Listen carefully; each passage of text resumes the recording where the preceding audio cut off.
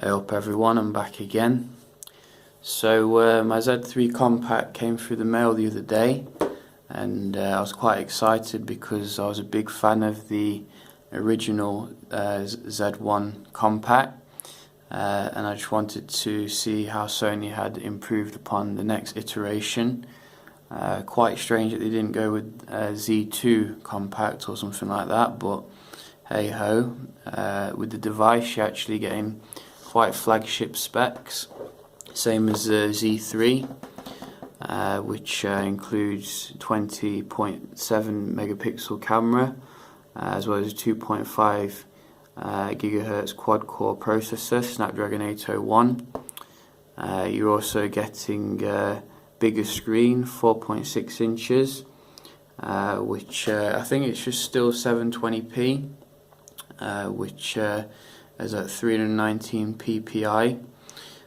You also get 2 gigs of RAM, so not 3 gigs unfortunately, but you do get improved camera with a higher ISO now apparently, as well as obviously the upgrade to Lollipop, which is due, as well as a 2600 mAh battery, up from 2400.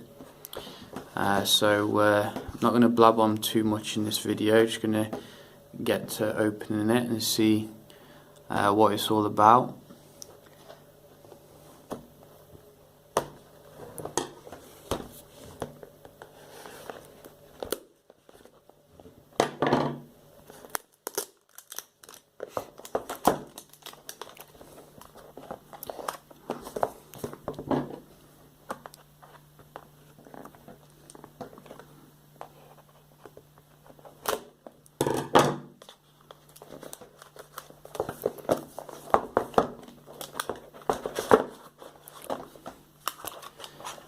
So here it is, a lovely Z3 Compact. We'll have a look at that in a moment. In the box you get a screen protector, it looks like, as well as a wipe. Quite standard affair there. You get an MHL cable, which is nice for your external storage. You get some earphones, which MH750 model, so I don't think they're the noise cancelling versions, but should be decent if they're Sony. USB cable and Sony charger. Some buds as well for your earphones. And what's this? Just some manuals, I guess, that nobody really reads, I don't think, as well as an invitation to the Xperia Lounge. So nothing out of the ordinary there, but obviously the main thing we want to see is the device, and pull it out of its protective wrapping. Not sure why they use so much protective wrapping nowadays, but it does certainly feel very nice and light in the hand, which is nice.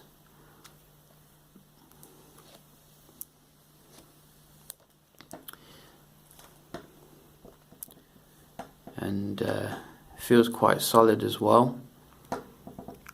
It's obviously a bit bigger than the last one. You can see they've fixed the bezels, which look a lot less prominent now, but there's more wrapping on there. No. Got the headphone jack in the normal place, and I guess that's for the charging dock. So quite nice feel in the hand though. Definitely feels solid. Let's put it on. That button feels a lot more clicky than last time. The last button was a little bit hard to click.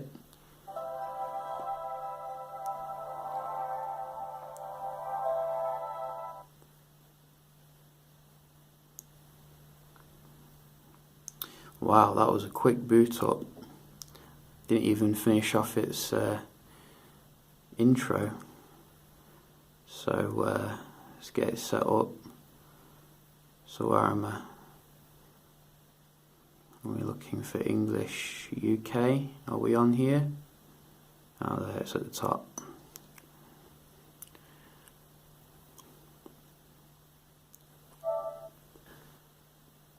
So it's asking me to connect to mobile network or Wi-Fi. We'll just stick with Wi-Fi for now.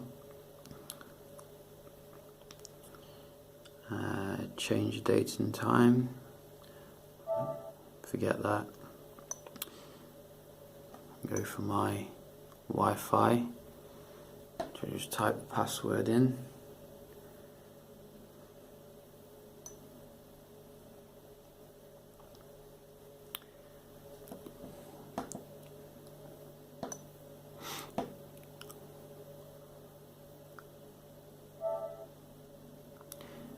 I do like these new transitions, they look quite funky.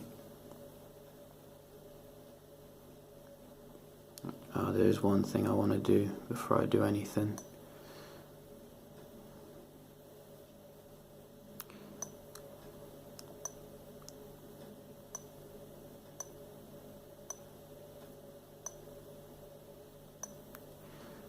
That's better. I still can't spell. But it seems to be easier to type on than the last one, which was a bit compressed. I think that was my only major gripe with the last one.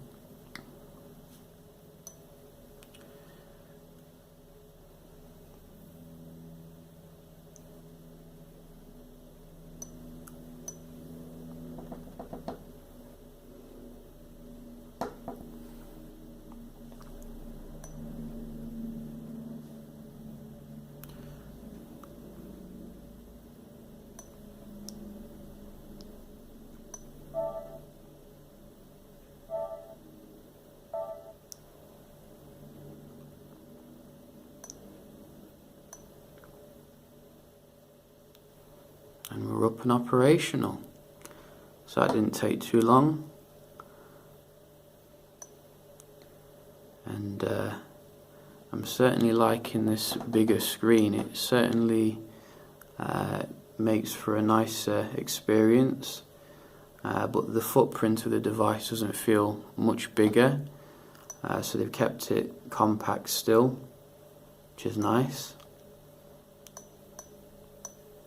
Everything feels quite fast, but obviously it takes you a while to figure out any bugs or anything.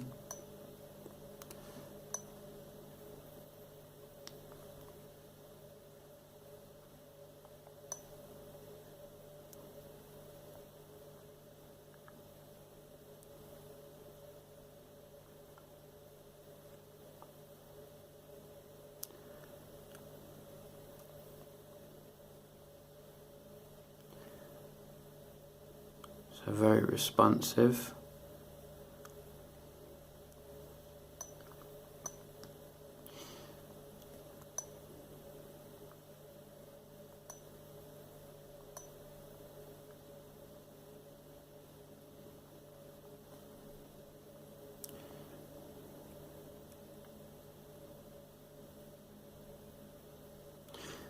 So no speed issues as of yet, but I'm sure that I might find some as time goes on. The UI looks quite similar to existing Sony handsets, but obviously it has the bigger kind of icons that the Nexus series has. I think probably using the Google Now launcher, but I'll double check that. But Let's go into settings.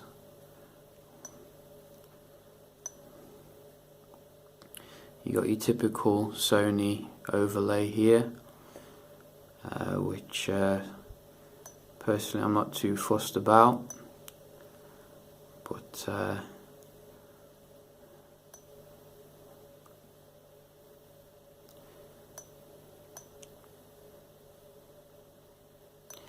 this looks very similar to last time. Can't really see much, many new things really. Got all your Sony stuff there for your screen mirroring.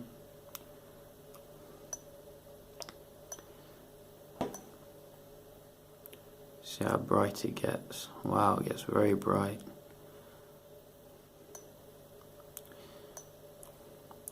And the viewing angles seem to be quite good as well. Seems to be very visible even though I'm in quite a well lit area. So can't complain with the screen, first impressions.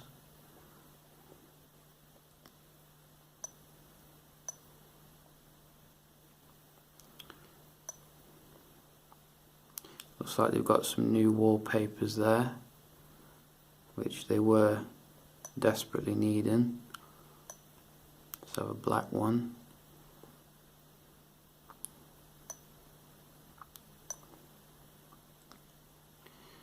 Let's have a look at the camera quickly.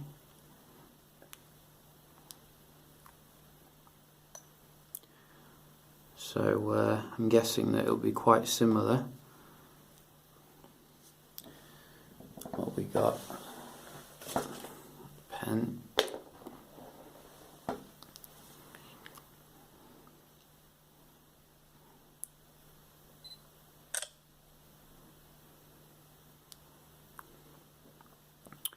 Seems to focus and take the shot quite quick.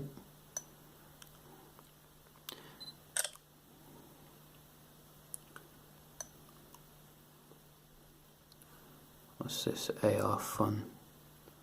Got your 4K video, which is nice, and all your different Sony stuff, such as Info Eye, Time Shift Burst, Time Shift Video.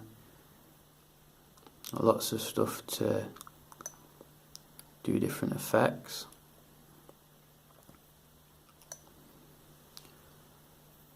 What's this? AR fun.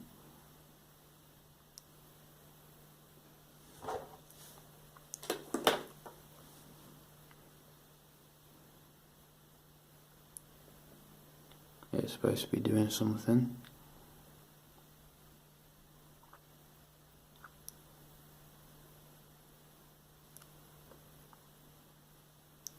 Okay. About bombs.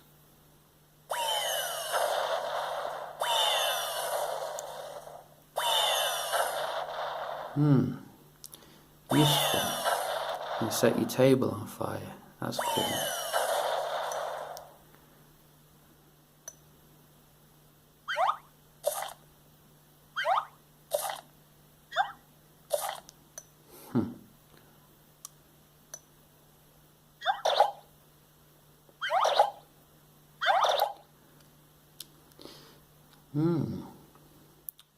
That's quite interesting. How about the 4K video? Quite interested if they fix the temperature issue on the Z2, which was quite annoying. Just make it record for a little bit.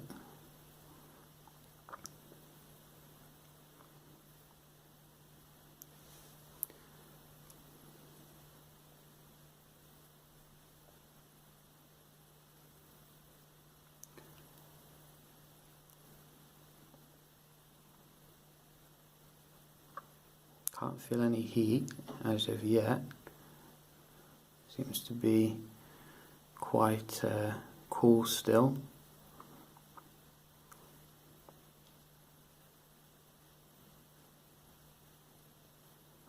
I can feel a little bit of heat now coming from the back around here. Not uncomfortable though.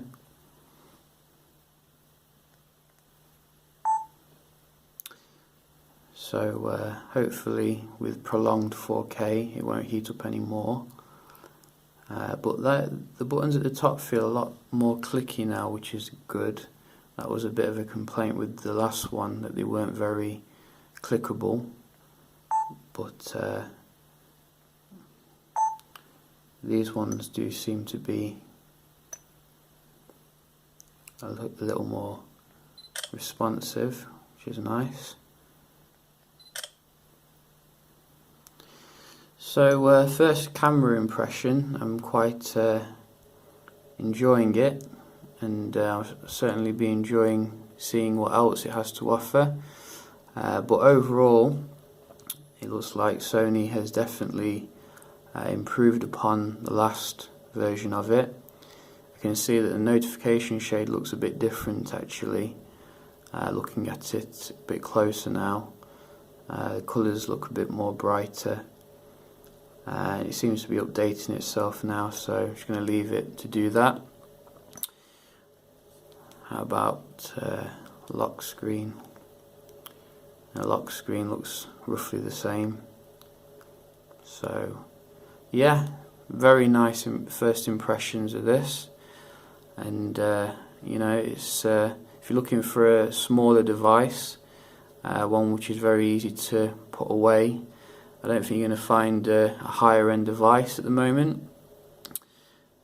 So I hope you enjoyed the video, and if you did, please subscribe or rate it, and I'll be back shortly with some more videos on this handset and some others. Cheers.